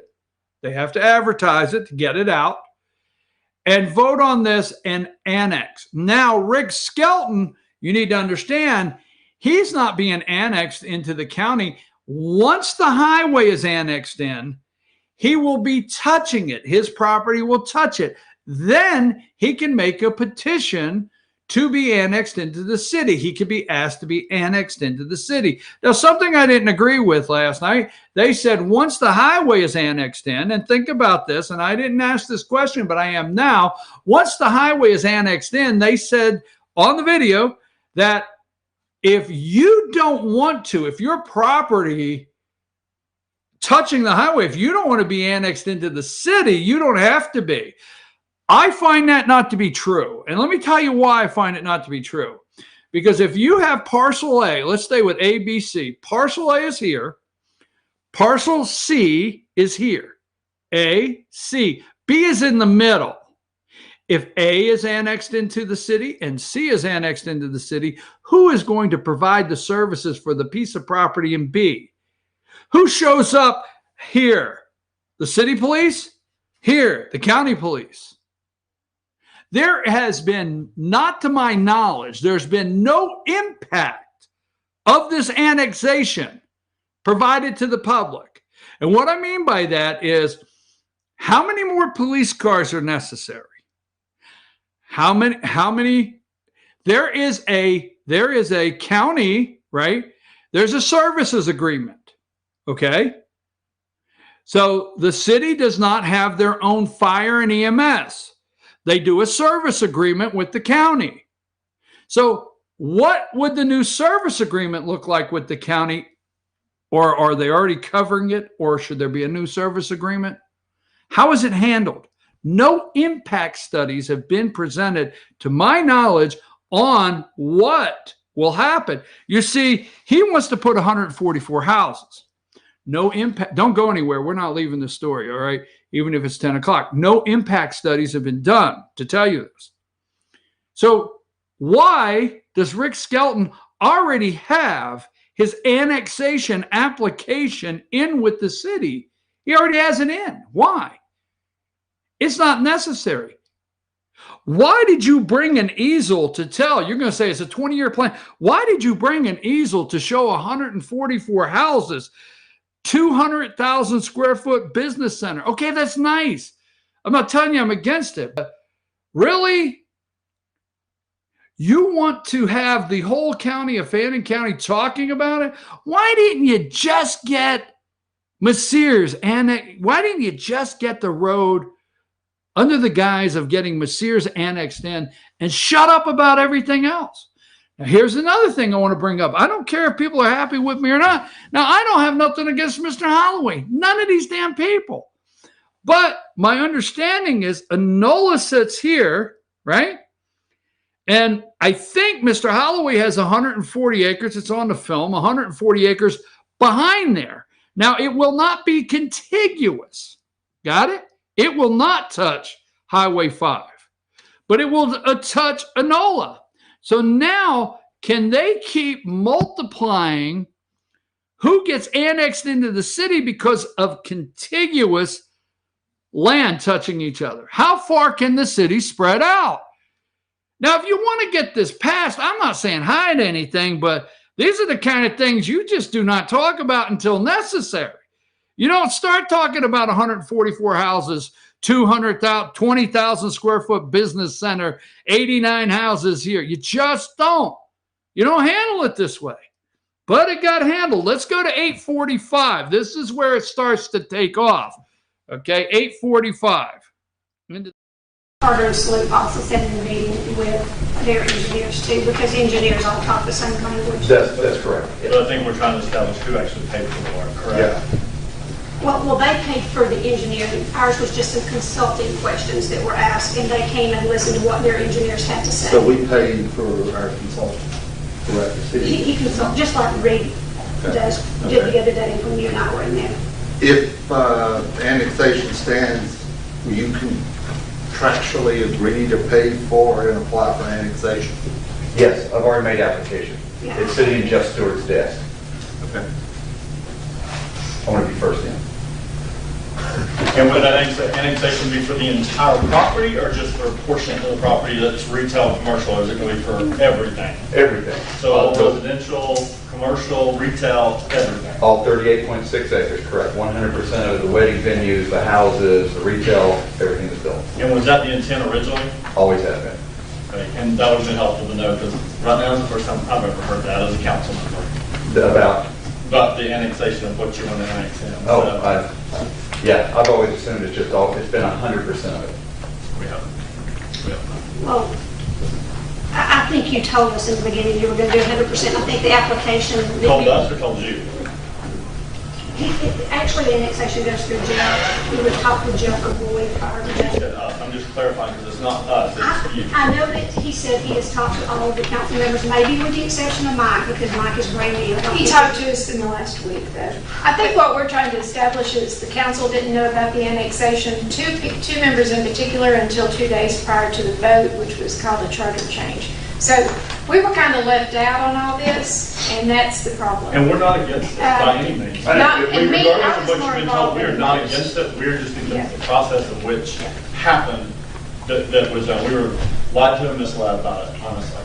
Well, I hope that we don't let some of those things get in the way. I mean, I understand that you spoke to most of you, you've got house cleaning and different things that you guys have to do. But we've got a very limited time. And Speaker Rawson, I spoke with him last week also, and it's got to have the council's approval, or he won't put it forth, and shouldn't, without the council's approval. And so June the 11th is kind of like it's D-Day. Well, so I mean, I think just to be clear, is I think we've got to give ample time to meet with number one, the county, because again, they did not agree to it. And we have, I think, a letter from even Stan in regards to it. I spoke with them, and they said they did not know about it. And we've got to have time to have a town hall meeting because we did not give our citizens any time to consider, what could or couldn't go on. So we just want to go through the process right. And I understand time is of the essence. I get it. I, grew up in the development world. I know that. But also we have to represent the citizens best and do what's right. And I'm all for it if we can make it work in the numbers and the money part of it. It's not that I'm against it at all, but we've got to back up and do it the wrong way because we were trying to get the county to partner with us on maybe other stuff. And one of the commissioners said to me, he said, why would we partner with you on anything when you go behind our back and do stuff like that? And I said, you got a valid point?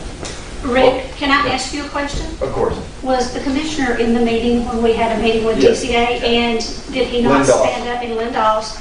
And Christy Gribble was there, and there were several other folks, and I know that, and we talked about that the annexation would have to happen in order to get grants. But that was in 2017. Excuse me. That was in Give me just a moment. And the commissioner. I commissioner. think that was 2018. That I've been a year and a half ago. I didn't look back to my notes. And anyway, I believe the commissioner said at that point, guys, I'll do anything I can to help you. I think he shook hands with you and he shook hands with Tim Mercer, and I believe he patted Joe on the back. And that's fine. That's great. That was 2 years ago. I mean, I think but we've been talking about this for years, and you did not. We into this. Well, we did not know. I would think that you. You did not tell us. Let's be very clear. I got a question. You lied about it. Y'all can do that outside the council meeting. I got a quick question. Did you have a meeting with the citizens of Blue Ridge? No. And do you have a That's all I copy? need to know. Do you have a copy of the checklist as to the things you do? That's all I needed to know. Okay. Okay.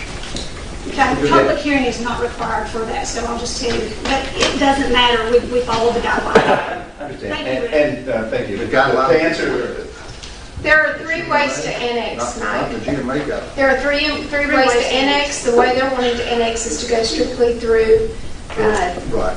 Speaker Ralston and Senator Gooch, which you should still have this is county and city residents. City residents. People in the county, they have every right to attend a meeting. We had one 8 years ago, and I believe that's what we were trying to constitute as our meeting. That does not count as a meeting if it was 8 years ago. You could have asked for one before you voted on it. I mean, I don't feel like we should be using a power play for It came before us this. 2 days before the special meeting, Mayor Whitener. But, Rhonda, you've done it. I did. I said, no. All right, I want to do 2 more things. Okay, so everything that could have went wrong. I don't know who handled this. And Rick Skelton, you're a nice guy. I like you. I hope you're successful in your business. I really am. Don't understand why you're the first. Want to jump in, be first. I got it, but just didn't go the right way. Let me go, Destiny, see if you can get me 3156. 3156, because I want to play this and explain one more thing. Annexation, we need growth, but it's got to be done right. Thank y'all. Thank you.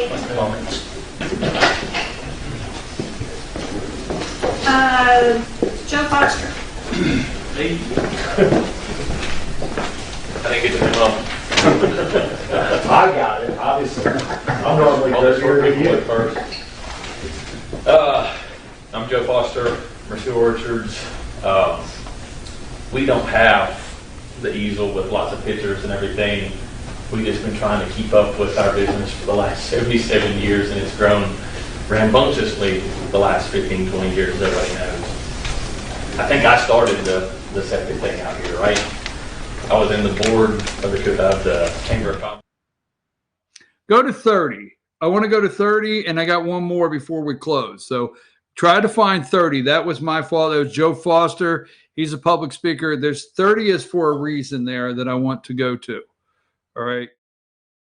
But I'll be quite frank, I was at the meeting when it was voted in, and I was in shock the way it was done, because being a city resident, I had no knowledge whatsoever of it until it was voted on. In my opinion, I know my 2 minutes is up. I'll add one more thing. I don't know how the DOT, what they're going to allow. It sounds like they've changed their mind, and it just appears to me that we have to be in their time cycle, or it's as far as the sewer, or we're backtracking. Well, at first, Anthony, you're right, because GDOT, when they started talking about the widening of Highway 5, is when this all kind of started.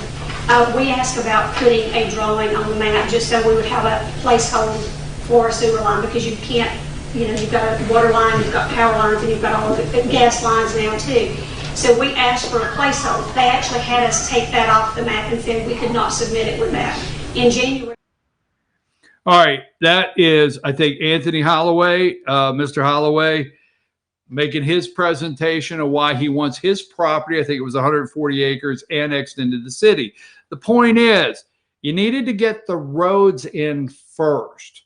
So this went off the rails. Now here is 1 hour, 51 minutes and 55 seconds. Our last clip of the day I want to play. 1 hour, 51 minutes and 55 seconds, Destiny. Run that until I tell you to stop.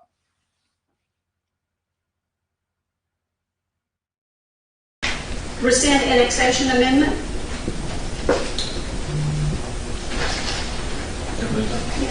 So, again, what a lot of this discussion and stuff has been about tonight was the annexation. And again, even though people have been told incorrect information, it's not that I think any of us are dead set against the annexation if that's what the public wants. But again, it was done incorrectly. Information was falsified to us, and we are not okay with the way it was done. So I want to make a motion that we rescind the annexation, and then we're going to regroup and go from there. Do I have a second? I'll second that motion. All in favor? Can I open up discussion for just Yes. one? I want to say one thing. We do not want to put Speaker Ralston or Senator Gooch in a hard position. Currently, they are put in a very tough position because the county's opposed it.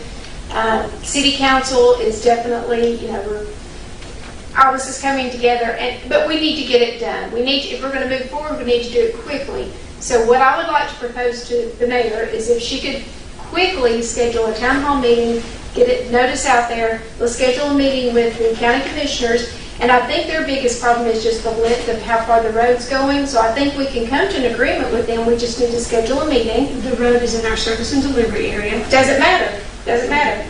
That's what they want. If you want their support, you're going to have to give and take. It's called give and take a little. Well, we've also asked the chairman. I have an email where I sent a letter, email to him asking for a meeting. He's never responded. That's wonderful, because I do have one, and he said that he would be glad to, and I can reach out to him if you like. Okay. But we would like to all be involved in the meeting. So we're just asking, let's just do it correctly at the town hall meeting. Let's get this, and then let's take. We owe it to the people that voted for us to do it correctly. And we owe it to Speaker Ralston, and we owe it to Senator Gooch not to put them in this predicament. Yeah, I The think county their and names have us. been We thrown, did. their names have been thrown around enough. Yeah. And I just feel like we can do it, but we just need to get on the ball and do it quickly. Can I make a comment? Sure. So that we'll know what our options are here. As of now, it's been correctly advertised because the General Assembly doesn't. So it's down there, ready to go. But what I hear from the majority is that you want to go through a more public process and have input from the citizens and meetings with the county. If you wanted to do it that way, with an opportunity to still get it done this session, then you could make a motion that we ask the General Assembly not to take any action until another vote is taken. But then the advertising that have already occurred, there is no technical required public meeting, but you're certainly allowed to have them. There's no technical requirement to meet the county, but certainly the majority wants to do that.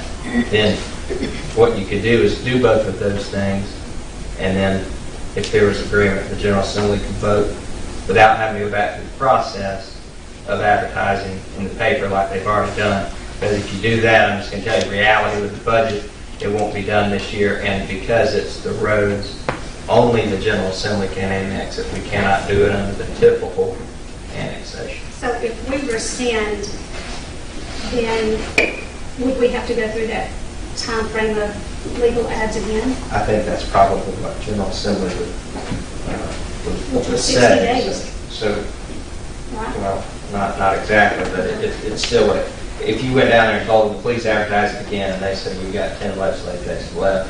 So if there is no desire to do it this year, then you don't need to worry about it. Can I ask a favor out of you? Can I ask you, that meetings on stuff like this, don't be having secret meetings with the mayor. We are the 5 voting members of council. You need to be communicating this sort of stuff to us all the time and responding to our emails, because you represent all of us, and not trying to push something through when you know the majority of us are against it. Can I ask that of you? Absolutely. Thank you. Well, I mean, There were no secret meetings. Oh, yes, there were, Mayor. Okay. Don't even start. okay, I've got a discussion question first of all. So we've got a motion on the floor and second, correct? Correct, yeah. We want annexation. We just want to do it the right way. So can we rescind what was voted on? Folks, there's not enough time. It's 3 hours. There's a lot more. You can watch the entire meeting. Let me wrap up something here. In last night's 3 hours, falsified was said, lied multiple times. Secret meetings. You know, is it James Bally? Put up number 5, okay? Put up number 5 right there. This is the mayor of Blue Ridge and her nephew, okay, Nathan Fitz. but I think his name's James Bailey. And I tell you what, he's a very good attorney. He can do a good job for the city and represent them. I would like to know what he's thinking. I really do. I watched last night. I watched a video now. To me, he's got to be saying, okay, and what is the value of this to me? That's just me saying, okay. The man was accused of secret meetings. Yes, don't even start. Don't even start. Secret meetings. I think the annexation and everything surrounding it now, with falsified, lied, secret meetings, one thing after, there may be a different investigation that's going to be necessary, is my thought, maybe. Wow, you would think for all the money in Blue Ridge, somebody would have a PR department. Somebody would be able to go over and find somebody to help move things in this direction or that without this happening. You would think, huh? Interesting. I'm your host, BKP. We'll probably talk about this again tomorrow. Why not? I'll be back tomorrow. We're late. That video is on fyntv.com. And it's on FYN TV, Fetch Your News YouTube channel. Back tomorrow morning.